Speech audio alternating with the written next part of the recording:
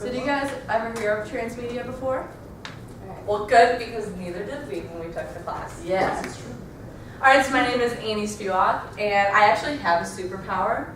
I can tell a compelling story in 140 characters or less. And my name is Merritt Donoghue. I actually broke a Guinness World Record on campus, which is pretty cool, my junior year. Annie, do you have a favorite sandwich at Romo's? Chicken salad. Okay, my favorite sandwich at Romo's is, I'm going to go with the chicken club. My name is Zach Kaiser. Sometimes I fall down the steps if I walk too quickly. But my favorite sandwich is also chicken salad. Okay, now, Brittany, tell me how to make a Romo's sandwich. What do you do? Just go like- and get a sandwich. Like, I want to hear the story on... No, No, I just want to hear the story on, like, the whole process. You can start it wherever you want. You can start it from when you walk into Romo's, how to get to Romo's. Just, like, tell us the story. Okay, so I'm walking up the stairs that are curly. Sweet. And once I get to the middle floor, Ooh. it's the second floor. I walk. It's not, it's actually the third. Oh, no, I messed Keep up. going, keep going. It's You're the doing it. third floor, and I turn left, and I walk down the hall, and then I turn a little more left, and then skirt right, and next thing you know, I'm in Rome. Okay, stop. What's the next part of the story? What happens? Go in, decide if you want anything with your sandwich, you get that, and then you gotta wait in a really long line. Stop. Usually. Okay. Next. Yeah. Anyway. Anyone can pick it up next. You wait forever Interesting. until you get to the counter, and then you say usually what type of sandwich you want, or the meat and cheese you want on a certain type of bread. Okay, keep going, keep going. Anyone? In the back with the really cool hair and the awesome glasses. No, Tell me you what are. happens. What's the next part? Then they make weird small talk with you until the sandwich is finally ready. And you start walking to the counter to talk to Steve. Sweet. Okay. Hannah. And then Steve takes your cream card, swipes it maybe 4 times if it doesn't work. And then you take your sandwich and you go sit down and you enjoy it. Oh my gosh, give yourself a round of applause. Alright, so what was really cool, what just happened, was you guys just did Transmedia. What? That's insane. Basically what Transmedia is, if we're just going to cut it to be really blunt, it's telling a story through multiple platforms, right? Which is what we just did. It's a continuing story. It was the same story, but different platforms told it, right? And each platform holds a different piece of information. And while you can come in at the story at any point, you do have to know what has previously happened to continue with the story. And that's why it makes it so uniquely engaging. And so there's 7 principles of transmedia storytelling that we're going to just briefly touch on before we each get into our own presentation. So there's spreadability and drillability. They're pretty simple. Spreadability is just producing content that is easy enough to share with others. And it basically means that if I take your story, I can either, right now this would be really hard to be spreadable, right? But if you tweet it, I could simply retweet it, or I could share it to Facebook, I could put it in an email. It's really easy to spread. Now drillability is basically when I give you enough information that makes you want to learn more, and you also provide the platform to allow them to learn more. So this story has happened, it's gone viral on Twitter. And then people, maybe prospective students in high school, look up RMU and then they learn more information. That's drillability. Continuity and multiplicity. Continuity is basically telling the same story no matter what. So a lot of times in TV shows, Zach has fallen and broken his arm in half.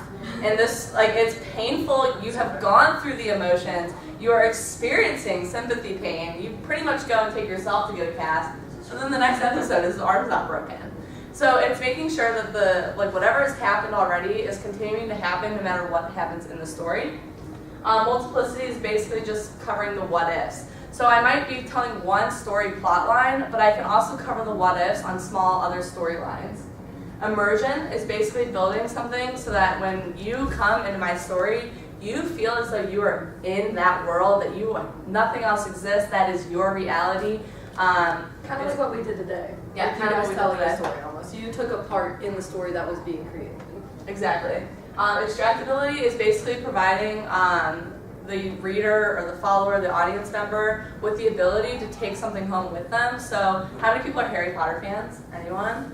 Have you been to Harry Potter World? Yes. What did you buy there? I bought a prefect badge. See, and that's extractability. So you brought something home from the brand with you. World building is just like immersion, but this is just building the world so that way you can fully immerse yourself. Seriality, Zach? Seriality is, say that there's an episode of something. It's how the story is told in big chunks. So, for instance, if you're watching a Netflix original series and you are watching the first episode, but you talk to someone who's watched the 4th episode, you don't know what they're talking about because you haven't watched what they've watched. So it's just making sure that you have every part of the story that's essential to make the bigger picture make sense. Want to take one more? No. Alright, subjectivity is basically just telling it from multiple plot lines, from multiple characters' perspectives. So that way, this is what we just did. So we got Brittany's idea of going to Romo's. What's your name? Morgan. We got Morgan's. We got everyone in this class's idea of going to Romo's, and it just showed the story from their perspective. Now you guys have a little bit of an idea? Merritt? Yeah, so what we did in Transmedia is we did group presentations, which was really cool, like our group research projects. But today we're going to show all of our individual projects that we did, right? Which is really cool. And then, so I'm going to present first, then either Amy or Zach, and then once we're done, we're going to kind of open it up for you to ask us questions about Transmedia and learning more. And you can ask us about our presentations in general or just Transmedia in general too. Sound good? All right, cool. So I did Wall and Chain, a true story of belonging. So the abstract. So Wall and Chain is an animated film that was created by Airbnb. Does everyone know what Airbnb is? All right, cool. If you don't know what Airbnb is, it's actually really cool. I'm just gonna sit for a little bit. So they actually break the Guinness World Record every single weekend, like the company itself, of bringing strangers into random people's homes. Right? That's kind of a cool record. We have something in common, so I thought I would do a little research project on it. And what Wall and Chain is it's this animated feature film, right? And you guys all know the Berlin Wall. And a couple years ago, it was the 25th anniversary of the breaking of the wall, and they really just wanted to do this immersive campaign to kind of break the borders around the world, right? So people could come into people's homes, right? So everyone could just be open and have their homes open to everyone, so people can enjoy like the different cultures and local pubs and things like that, because that's really what Airbnb stands for as a company. So they found this story, a true story, an Airbnb story. This girl, Catherine, was getting an Airbnb to go to Berlin, right? And she was taking her grandfather to Berlin too. And her grandfather was actually a soldier on one of the sides of the walls, right? And he would be security and walk along. So he didn't really have good memories from Berlin from when the wall was up, and he's never been back. And he was kind of like closed off into his own apartment. And so she was like, I really just want you to experience what Berlin is today, because it's beautiful, it's great. Like the divide is over, and she wanted him to immerse himself into that. So she took him, she went on an Airbnb, and just kind of like took him on a plane, and like it was almost like, if you've ever seen Hairspray, the musical, you know when Tracy's mom like walks outside for the first time and she kind of just feels like immersed into the 60s? That's kind of like what it was, right? And so the crazy part about this is that the Airbnb that they were staying in, the person's home, they started talking about George's story, which was her grandfather, right? And the person whose home it was, he was a soldier on the other side of the wall, right? And they actually communicated with each other in the day. This is like real life. So they knew each other, but something was dividing them. And so this story, like Airbnb itself, took down a complete political barrier and brought these two people together. Like that's insane, right? It's all about what their company's about. So they created this Wall and Chain animated film, and it goes through the journey of just kind of like breaking down like those physical walls, but more of like the psychological too, or like stereotypes and things like that too, and just to be open and welcoming of everyone. So it was really cool, and it actually got like 8 million views, and it was like a huge topic around the time of the celebration of the wall fall. So, all right, so Airbnb, I kind of talked about it already. The company itself, they're masters in content marketing and storytelling. They're one of the highest. They're the ones who like started the first, I guess, I don't even know what to call it, immersive experience where you can go into people's homes and like a bed and breakfast type of thing, but all on the internet, right? So the objective of this campaign was to inspire belonging and to break barriers. They used a profound story about human connection and transformation to propel a global conversation. And their primary audience, I know a lot of projects usually you try to go in depth and find a specific person, like almost like hair type, eye color, age, things like that. But Airbnb's goal was really the world, right? They really just want to tell everyone in the world, like, it's okay, you should be welcome to everyone, and just like bring people in. Right. So meeting their objective, like I said before, they reached more than 8 million views across digital and social platforms, and they went across 50 countries as well. And then, like I said, they also break a Guinness World Record every weekend, which is insane. Like, how do you even put that in the book? You know what I mean? How do you type that out if it keeps changing? I don't know. That's a question for another time, I guess. So their purpose and media platforms, although they had the just one video, they also had behind the scenes, right? So you could also immerse the story in another way. And they actually did live interviews of the real people too. So you could immerse yourself and actually hear their sides of the story besides this animated film. They did an economic impact study so they could see if their media actually did change conversation around the world. They did articles, they did social media to promote Wall and Chain, and then they also did throw a physical Berlin unification party based on Wall and Chain as well, which is really cool. And so this immersive and integrated campaign told a story to its audience in a time where its purpose was more relevant than ever. So a very important aspect of transmedia is that you can't just like tell a story, right? You should have to tell it when it means something. So if they, I'm sure it still would have had a really great effect if they would have told Wall and Chain like today, but the fact that it was like the 25th anniversary and they were trying to do a new campaign, it kind of all fit into one, right? And then 2.2% of the campaign owned the share of the conversation about the anniversary of the wall, which is kind of huge if you think about it on a global scale, that they actually did have a percent that started the conversation about the wall. And then the experience, it hardly got any bad reviews. You guys should really check out the video after this. I like cried. It's only like 3 minutes long, but it was really cool. It got a 99% positive tone, and then these are my references from my research.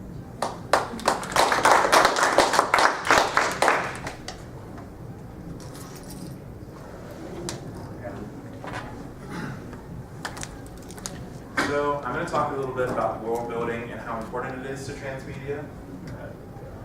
So the basic definition of world building, as we talked about, is the process of creating a universe within which all of your stories exist. So when you're creating something, when you're watching a TV show, while it might just seem like it's flat to you, it is what it is. There's actually a lot of creation that goes behind what they create for you. And that plays into Avatar, and I'm going to talk about that a little bit. Go ahead. So Avatar is a movie that was directed by James Cameron in 2009. It was one of the most successful films to hit cinemas that year, grossing about $2.7 billion worldwide. And that success was due to a heavy reliance on the complex world of Pandora. So do any of you know anything about the world of Pandora in the movie, or know what Pandora is? Yes? Yeah, Molly. What's Pandora? Pandora's like another planet that has a lot of resources, and there are native people there that are really tall and strong and awesome.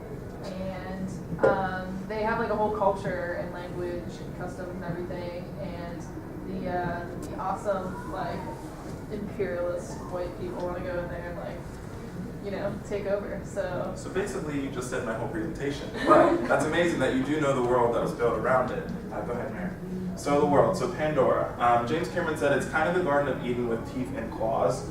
It's similar to Earth with the addition of nightly bioluminescence. So the world does come to life at night. This planet is actually a moon, and it's found to be somewhere close to Earth, very similar, that was found. There's a whole bunch of stuff that was written about Pandora. And just by looking if you search James Cameron Avatar, you'll find Pandorapedia, which I'll talk about in a little bit. But it gives a whole bunch of backstory about the world of Pandora, the Na'vi people who are native to Pandora. They have, like you said, a highly developed language. They're very ritualistic. You'll see in the movie that they perform certain rituals to transfer life from one person to another, to call to their god, to unify themselves.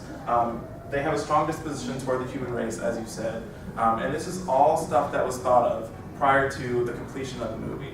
The movie would not be as successful as it was if they hadn't put thought into creating all the backstory, all of the culture that the people have. There's just multiple things you can look into and surprise yourself once you actually open yourself up to the Navi people, learn about their language. I actually, while I was doing this project, I was talking to my mom at home, and they say a phrase that I cannot pronounce in the movie, but it basically means "I see you." In their language. They developed a language that you can actually write out, you can pronounce it, you can speak with it, and that took years of development. So it just ties into the whole world. Keep going. So Transmedia and Avatar. So how Avatar used Transmedia on August 21st in 2009, IMAX moviegoers got to see a 16-minute preview of the movie. From there, they were invited to search James Cameron's Avatar, as I said, which would take them to Pandorapedia. Pandorapedia is basically Wikipedia for the world of Pandora and all that it entails. On Pandorapedia, you can find, like I said, the breakdown of the language, the background stories of the culture of the Navi people. You can learn about all the plant life on the planet, on the moon. You can learn about all of the animals that are there, everything that comes into the world of Pandora, and you find out why the civilized people are trying to take the resources from this planet. I was surprised by looking at this Pandorapedia of how much thought and how many hours must have went into creating all of this. Just for a movie that we see and we take for granted all the hard work that someone else puts into it. So from there, you can also find the Air interactive trailer. So you can actually explore Pandora as a banshee, which is the large animal that the Avatar people connect their hair into to fly throughout the land. You can actually explore as them. You can play as, his name is escaping me right now, the main character. You can explore the world as him, and that's all prior to the movie even coming out. So it just gives you little snippets, shows you that seriality, just little chunks that you have to eventually put together for the movie when it comes to play. And then they actually had Mattel action figures, so you could purchase the Mattel action figures, bring them to life via webcam. So you set them up with your webcam. I don't know what the video game is that you can do that with as well, but it's similar to that. But it just gave you a character rundown. It gave you a background of who they were, what their role is, and why they're important to the story. And like I said, this is all prior to the movie even coming out. Go ahead. So the complexity, like I said, Pandorapedia gives you that backstory, gives you in-depth information about the Navi, the culture, the practices. And so the elements of Transmedia available to audiences before the movie was released allowed them to stitch pieces together when the movie debuted. So from the people that saw the original clip, the 16-minute clip, from there it was shared on Facebook. So it was easily spreadable. They shared this message, which got people to look into the website, started Googling Pandora, started Googling anything about Avatar, finding out who these people are. From there, it turned into you being invited to go to the interactive trailer to learn about the people, actually interact as them, see how they run with their everyday lives. And then you're invited to purchase a ticket online, come and see the movie, and experience all the stuff that you've been reading up about. So I really feel like Avatar and the whole movie complex definitely did a really good job of creating the background, creating that world, and then inviting people in to experience what it is that they created. So was it successful? Yes. It was huge in the box office. Like I said, grossed about $2.7 billion, and it's still growing. There's talks of Avatar 2 coming out soon, and that's all from the work that they put into it. There's a large buzz on social media following the release. A lot of people were tweeting about it, wondering what Avatar was. Pandorapedia traffic actually skyrocketed after the first video was released. And then the target audience was about ages 15 to 29, people who enjoy games. That's what they targeted with their media efforts, with the interactive media, with the action figures, that thing. Those sorts of audience were actually very successfully targeted, and as you can see from the gross product, they did really well. So the value from Avatar. They added the element, like Merritt talked about, of audience engagement. They took you guys on a journey. Everyone that experienced Avatar, you felt compelled to the characters because of the research from the background in there. It tugged on our hearts with a love story between two species. That's something that is interesting in the movie, but they felt that it was necessary to put in there, and they allowed us to feel connected to Pandora, Navi, and Jake, who skipped me earlier, the main character. Thanks. Yeah. Can I ask a question? Absolutely. Zachary. Hi. Did you know that they're building a theme park immersive experience? I did know that, and everything's going to be bioluminescent. It's supposed to look really awesome. Yeah, so really cool. It's still growing, and like I said, Avatar 2 is really soon to come out. I believe it's in November, so look for that. Yeah. Cool. Any other questions? We're going to talk about the experience a little bit later on, so Tony's next first. Alright guys, I'll try to make it quick. So I did transmedia storytelling from the perspective of activism. You just heard from someone who spoke about, big brands. It's Airbnb, that's a billion-dollar corporation now. You just heard from someone with the entertainment industry that did a movie which was $7.2 billion and still gaining money. But I wanted to see if transmedia would still be effective from an activism standpoint, which isn't necessarily about making profit, but rather than causing change. Go ahead, Merritt. So just to reiterate, transmedia storytelling is the technique of telling a single story across multiple platforms and formats using current digital technologies. But probably the coolest part about transmedia storytelling is that you aren't just following the journey, you are the journey. You have the power to tell whoever it is that's conducting this story about where you want it to go and what you want it to do. So you're not just following along, you're not just sitting there retweeting things. A lot of the times you can actually go and be a part of the story and change the outcome. Go ahead. So what I did my project on is something called Half the Sky, and sometimes I have people who know what it is, sometimes I don't. Basically what it is that in 2009, Nicholas Kristof and Cheryl Loudon published a book on oppression and mistreatment of women. What they focus on are a few main topics such as sex trafficking, forced prostitution, gender-based violence, and maternal mortality. Oppression of women and girls is the defining issue of our time, and that's what both Kristof and Cheryl believed, and that's why they chose to write this book about it, and that's how this whole transmedia storytelling campaign started, is through the book. Go ahead. So a little bit of a glimpse. They covered Africa and Asia, mostly because these are more developed. Some of them are very developed, but also still suffer from underdevelopment and third world cultures. They tried to depict disgust and terror, but while they did that, they tried to call for hope and change. In the end, they did a book, 4-hour film, social media coverage, obviously, PBS series, and then a mobile app and game. Nope. It's okay. Okay, Mira, calm down. So basically why this was so successful is they took stories of people in these cultures that you probably would never know, like Edna, right? They took these stories, they shared them, they said why this is so important and why this is the defining issue of our generation. But on top of it, they let you submit your own story. Maybe you were a part of it, maybe you know someone that was, or you were part of a project that got to touch the lives of the victim. They let you share that story online, and this is called user-generated content, and so they really encourage that because they thought what better way to cause change than for someone to feel like they're actually making a change, and that these people are real. They're out there, it's happening, it's right under your own eyes, and so that's what they try to do. Go ahead, now you can go. Okay, so just a little bit more. Their 4-hour PBS series and film was a series of 4 episodes, and they tried to follow along in different countries. They filmed in 10 countries. They exposed really horrifying environments. It was pretty graphic. I highly recommend watching it. They also created a Facebook game, which made this so interesting. So they not only let people read and follow along, they let people actually click and engage. We found out that later, I'll talk about this, that this was extremely engaging because you got to actually make decisions on basis though you were Radhika, one of the main characters that they talk about in this Half the Sky episode in the PBS series.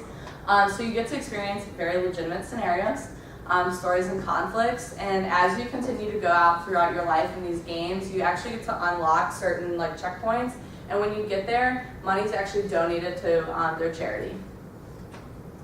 So more games, this is a glimpse of one. Most of them were users in India and East Africa because 65% of smartphone users are actually in those developed countries. So that was actually a really huge population that they were able to target in and also reach, and that's where a lot of sex trafficking was happening. There were 3 games specific to promoting female empowerment and education, and there was one specifically called 9 Minutes, and it simulates 9 months of pregnancy.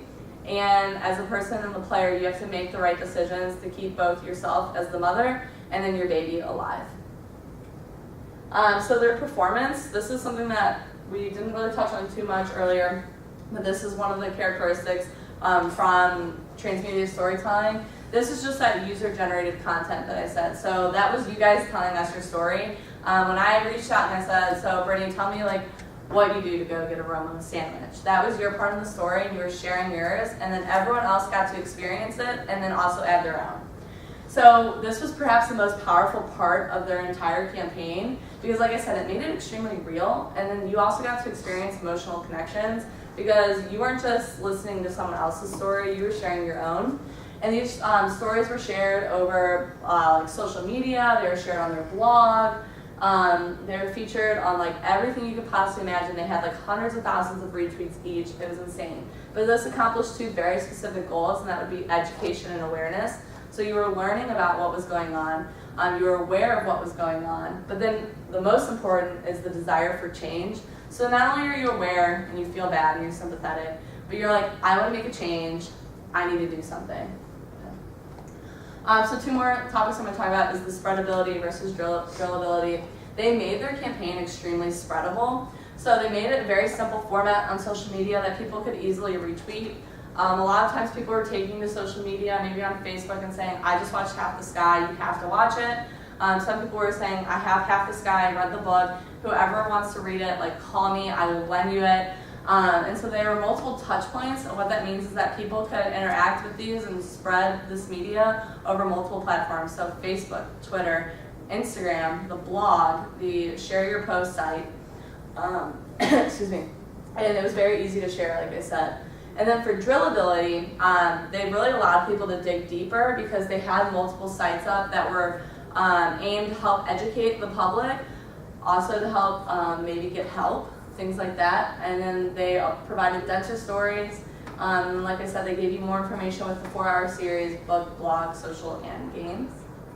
Was it successful? Absolutely. It's raised millions of dollars, believe it or not, and it continues to.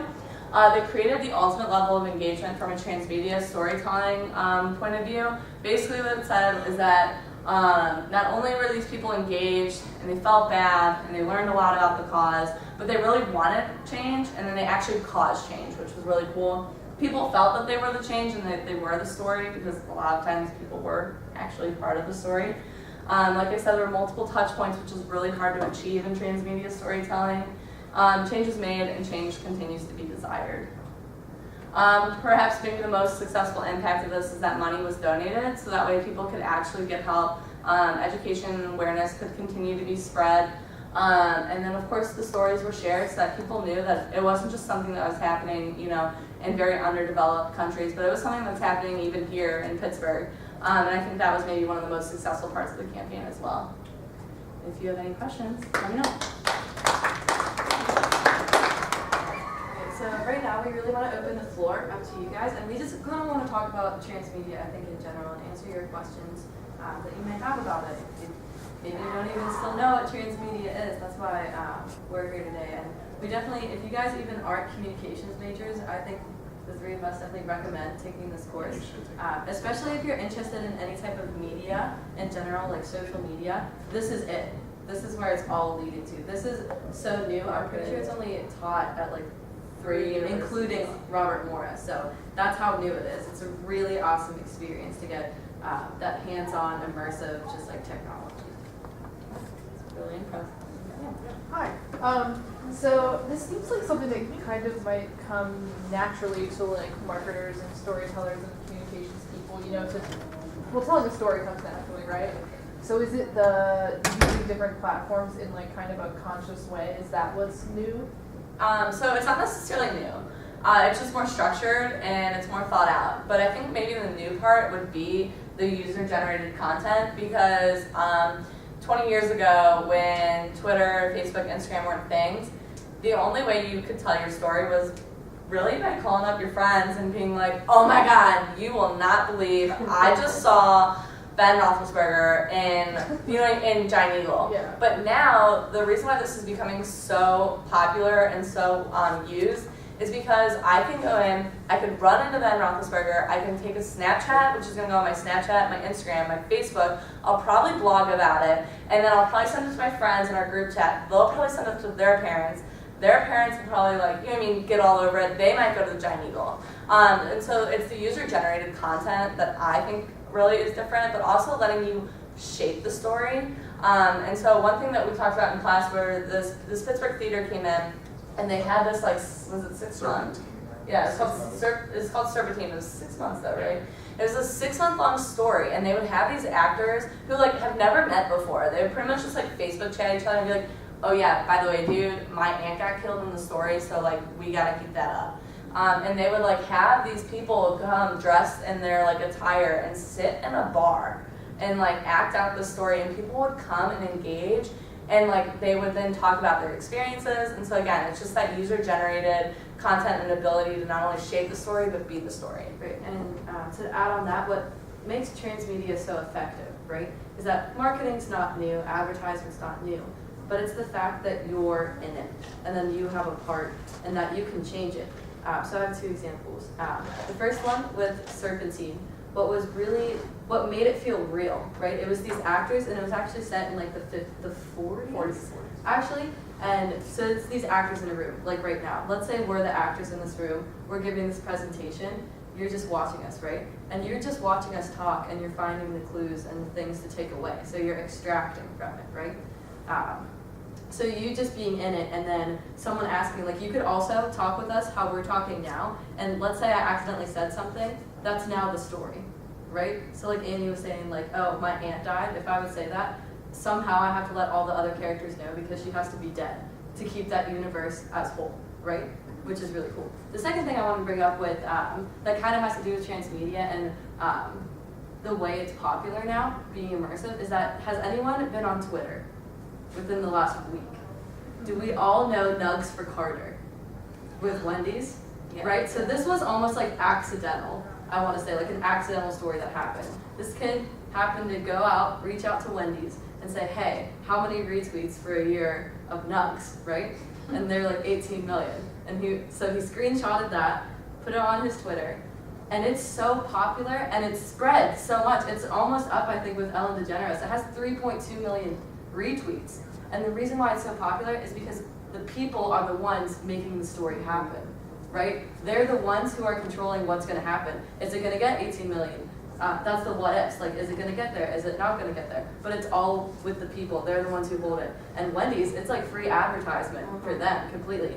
And they're just kind of along with the ride, because what's important about transmedia too is you have these we have the movie company, right? And then we have the people who wrote the book, and then we have the Airbnb, but it's the people who you want to make sure that they have the control over, and then the company is just kind of there watching and just guiding you kind of what choices to make. So yeah, I think that's a good example, kind of how you can be immersed within the story and really do change it. Yeah. I think definitely we learned that there's an overarching story that's supposed to be told, but the user-generated content can be a little bit varied in that. But what the producers are there to do, and it ties into the performance part, is like Merritt said, they guide you in the direction, but while still giving you that opportunity to have a partner. Yeah, I'm just gonna keep up bringing Wendy's because I'm so about it. I'm so into this story. I really just want Carter to get his nuggets. AT&T literally tweeted back, and their CEO said, "Yo, Carter, you might not get these nuggets from retweets, but if you do this with AT&T, I'll buy your nuggets for a year." Yeah. Dead serious is doing it. And all of these huge companies, movie celebrities are in this and stuff like that. I forget the point that I was going to. I'm sorry. Oh, and so how Wendy's kind of guiding this, right? So they're just letting the people do his thing, but then people will tweet at Wendy's and they interact, right, with the people. I saw one tweet, I go on those chains, and Wendy's was just yeah, honestly, we were not expecting this to get this far. And they're playing along with it, so they're with the people too, and that's really important that the brand is also working with the people and interacting with them. Just to give you another example of kind of how transmedia has worked, we actually watched a video called Cinderella 2.0. And so what that was there's a concert, right? and this girl, I'm probably gonna botch it a little bit, but this girl basically, she threw her shoe up on the stage, okay? And so everyone was like, what's this girl doing? Why is she being like rambunctious? So the shoe's thrown up on the stage, and then after that, tweets get sent out. Does anyone know the owner of the shoe? So from there, everyone's like, I know the shoe. It's basically the Cinderella story. I know the shoe. So there's a series of people that are, trying the shoe on. Basic Cinderella story. Basically, they find the girl who the shoe fits. Turns out they invited everyone to this concert. The shoe fit the girl who was headlining this concert. So it's kind of just like creating a new story with a new twist, and like putting it across different media. So like that's one way that Transmedia was used. Something that we learned really cool stuff there.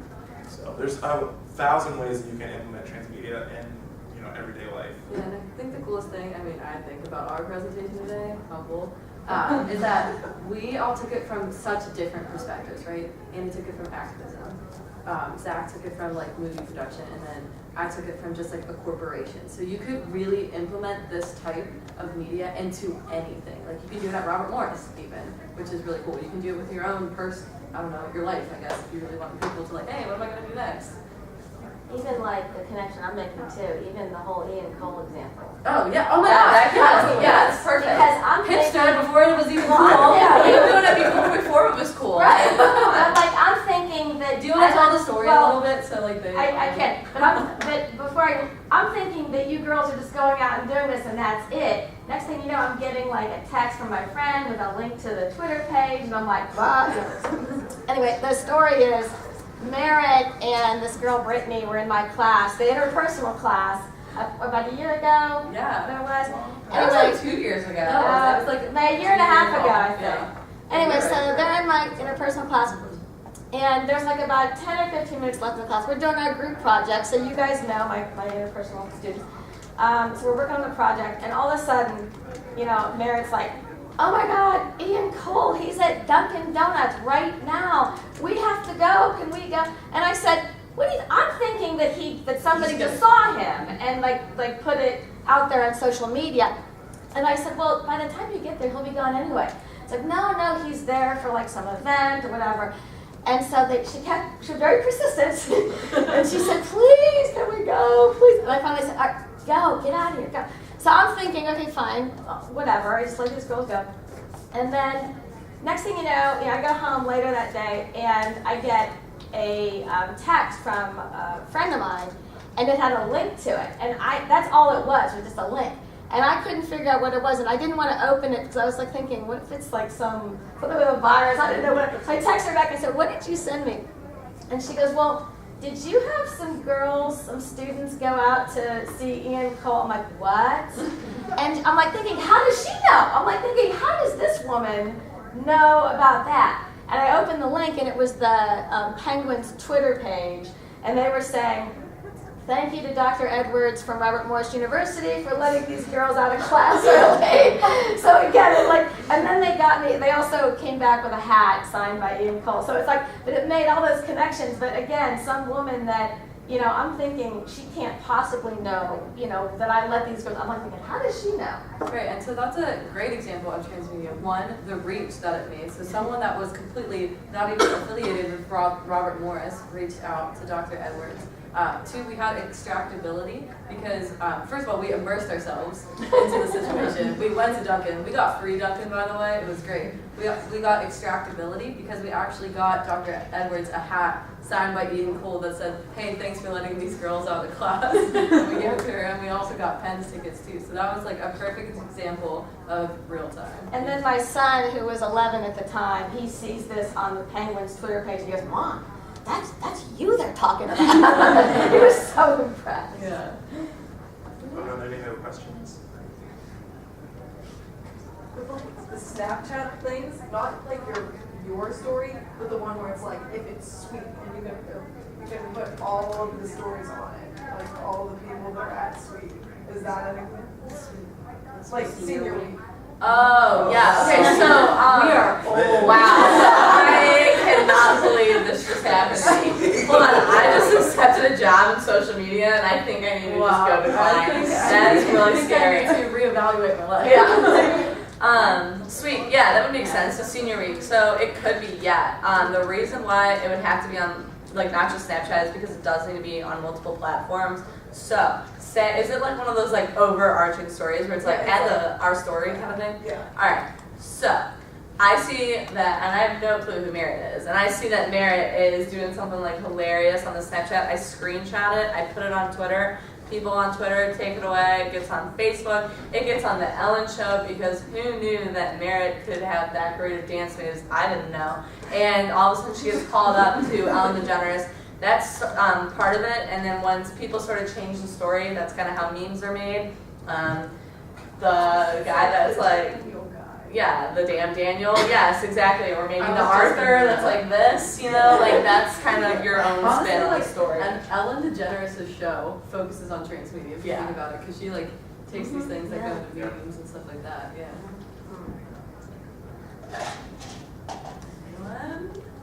Take this class. It's really helpful. It got me a job. It's awesome. Chad Wortley is a great professor. You learn a lot. What's everyone's majors? Marketing. PR, marketing. Yeah. PR. Definitely a good tech class for you guys. Yeah. Those are phenomenal majors to take. Like this is where your industry is headed. You say What level accounting. is it? Like, I think it's It's 12 or 200. yeah, it might be 200. Yeah, you'd be able to take it by sophomore year. Yeah. For It's not an easy class. It's not a blow off by any means. the most beneficial class. It's one of the Easily undergrad. It's super. You really work on your writing. I mean, you work on besides your your ability. classes. I don't know. Common sport was up there. I teach the core classes. Yeah. Everybody has to. Yeah. So, but definitely, it's something that everyone is a storyteller. If you have social media, you're telling a story.